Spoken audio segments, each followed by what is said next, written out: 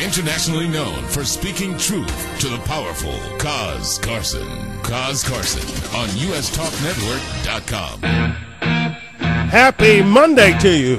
Welcome to another edition of the most provocative, in-your-face, straight-talking radio, talk radio in America. It's US Talk Network and the Kaz Carson program. Yeah, it's me.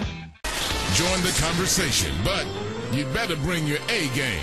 Call toll-free 1-866-429-9755. Now, back to Kaz Carson on USTalkNetwork.com. So glad to see you, 'cause I really love you. You were my only friend.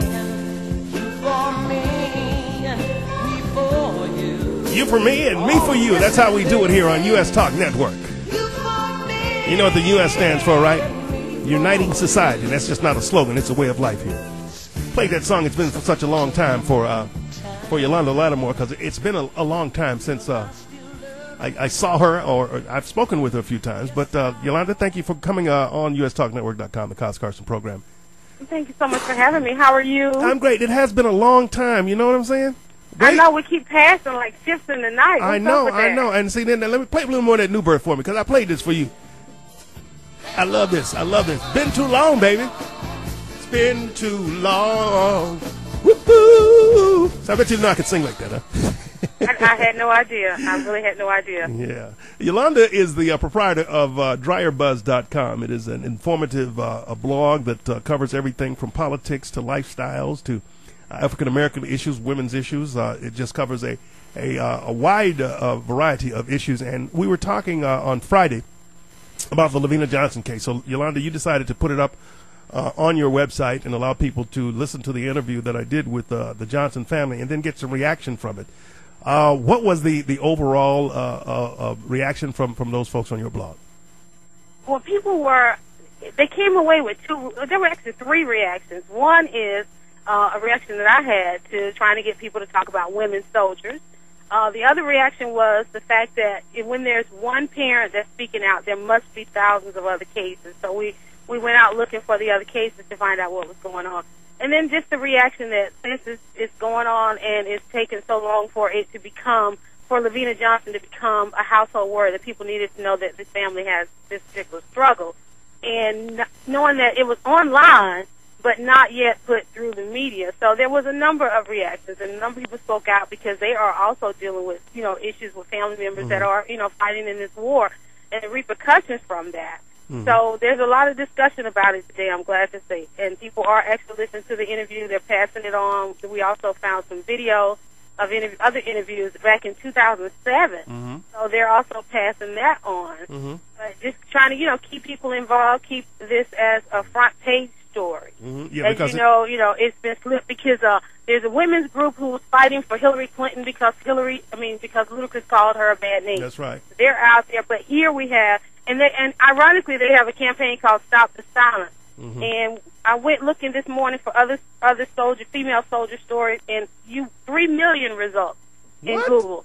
3 million results of stories about female soldiers and things that are going on, and these headlines are startling. Let me just tell you that. So this is something that we are definitely going to look into. We have been following the Iraq war. As you know, personally, we lost a family member, a community member, too, as a matter of fact, in Georgia. So I've been keeping my eye on it. But I do notice that, whenever you see or hear the news, it's mostly talking about our male soldiers. And if there's issues with female soldiers, these results in Google are absolutely startling. Interesting enough, a lot of them have to do with fire. What? Really? Give me an example. Yes. A lot of them. It says female soldier missing at the fire at home. Proud mother is fighting for her female soldier. There's some, it's just in the news, female soldier is a British soldier. Also a number of them are dealing with suicide. Female soldiers fighting death and dying for their country. Female soldiers treated lower than dirt. Another female soldier missing, burned home. Private wars of female soldiers for female GIs. Female soldiers reflect on injuries. These are things that we're just not talking about. And you got to keep in mind, these are mothers. That's right.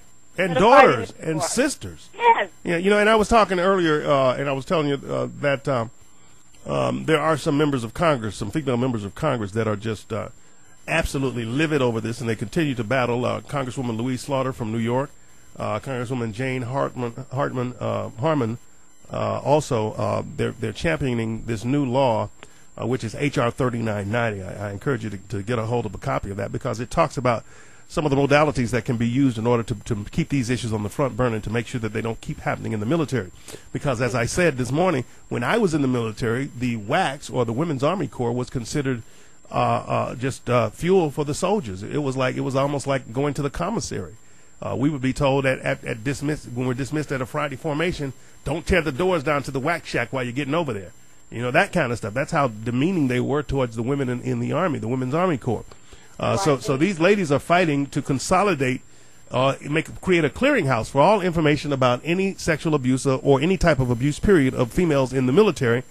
Taking it further, they want to unify or make uniform the terminology and the treatment and the outreach that the military has for these types of situations. But we know, too, that what happens is that the command level is always looking to cover anything up that's going to make his record look bad. Meaning the captains, the company commanders, and these folks. That's the level that these things get covered up. And then in some cases, as we know, it goes all the way up to the Defense Department. LaVena Johnson's case happened during Don Rumsfeld's tenure as Defense Secretary, and you know about all the cover-ups and all the fabrications that were made about other soldiers. Now, a male soldier, Pat Tillman, was made to be a hero when he was actually killed by friendly fire. And then we know that Jessica, and that Jessica Lynch story, where they made her out to be some fighter up under a Humvee shooting to the last bullet. And then they went into the commando rescue of her, which I think was all storybook. And Jessica Lynch herself said the stories were untrue, but yet there were other people, including the first woman to die in that incident, who received no notoriety whatsoever. You want to pick up on that? Well, I actually had an opportunity shortly after Shoshana came home. Shoshana was also one of the female soldiers that was in that. Shoshana, what was her last name? I can't remember. Shoshana Johnson, I believe. Shoshana Johnson, that's right, another and Johnson. She was the first to tell me that about, and forgive me if I misspeak this, I think her name was Padawa.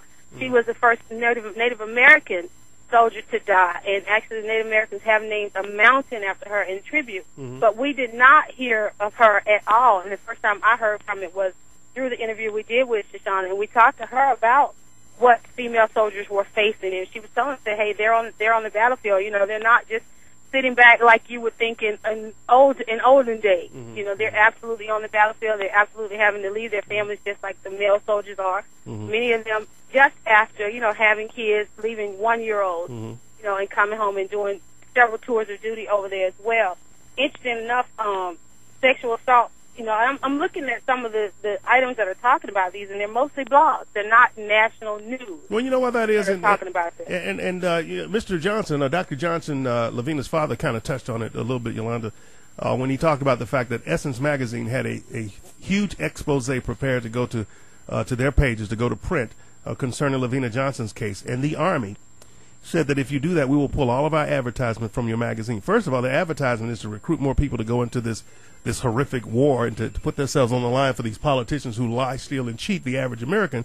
But Essence kind of folded under that and put in an abbreviated or an abridged version of that story. And you know, they spend a lot of money with the networks, NBC, CBS, ABC, CNN, all of them. They have all of these, be an army of one, and join the Marine Corps with the guy in the dress blue slaying the dragon and stuff. That's a lot of money. And they are threatening to pull that advertisement if they make this story public. That in cyberspace, people are more independent, and we believe that's why we formed the U.S. Talk Network. Is that this is the wave of the future.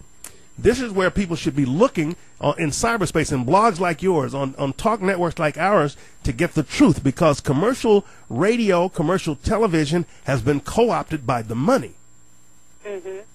And that's the thing, too. If you listen at the interview you did with the family, and in the 30 seconds we saw on the news here or there, or what we saw on the ticker tape, it just does not compare.